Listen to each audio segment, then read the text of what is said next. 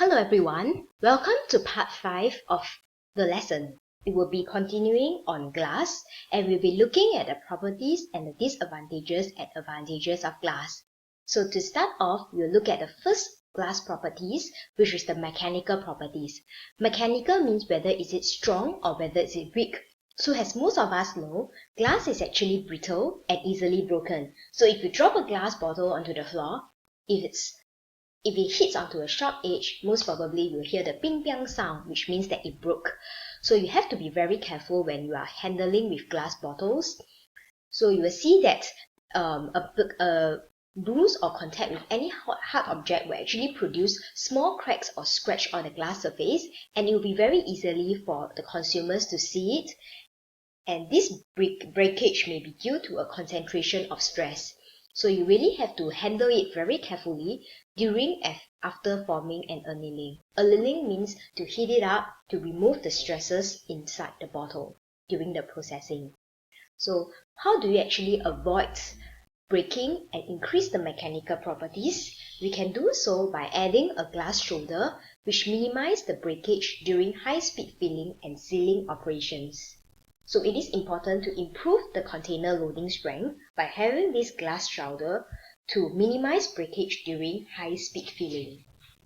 In the next slide, we'll look at another glass properties, which is the thermal properties. So for the thermal properties, we would be looking at how resistant it is if you heat it up or cool it up. So you'll find that the glass containers are normally processed in boiling water or pressurized hot water, and there will be various stresses on the inside and the outside of glass container, and you will actually have a test to see whether how resistant it is to breaking by transferring the glass containers immersed in a hot water bath at 63 degrees for 5 minutes to a cold water bath at 21 degrees and observing the number of breakages. So the less the breakages, it means that the glass is actually much stronger. So this is a test to test the thermal properties, whether it can withstand heat changes and also whether it can withstand heat. The next property that we'll be looking at will be the optical properties, which is to identify the degree of penetration of light and the subsequent effect of the transmission. You can see here that this is a root beer can, and it will actually have this dark brown, which is called the amber glass, and it actually has excellent filtering properties. So you will see that there are actually different wavelengths corresponding to different ways that it can actually block. We will look more on different categories of glass in the next part of the lesson. We will now look at the advantages and the disadvantages of glass. So for the advantages of glass, you will find that glass is normally very rigid, it is not flexible. It will actually be suitable for high-speed filling where you can actually fill water or fill liquids at a very high speed, and it is generally high strength. Also, it is actually not able to react and migrate into the food as it does not react much, which is chemically inert. It is also very good for the food packaging because it is impermeable to gases, oil, odors, moisture and microorganisms, so bacteria will not contaminate the food.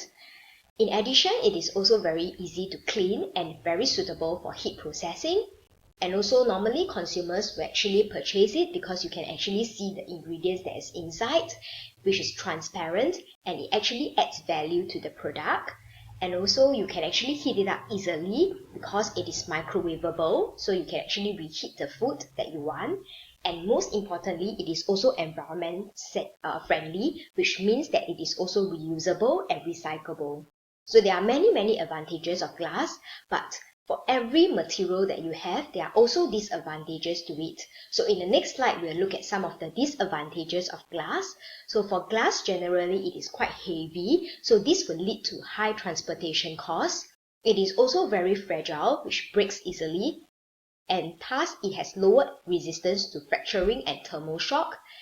It is also having more variable dimensions because it's more difficult to control. And also there may be potentially hazards from glass splinters in food, which might also contaminate the food. So this will be the disadvantages of glass, and we will end our part 5 of the lesson. Please continue to do the part 5 of the worksheet and we will discuss from there. Thanks for your time.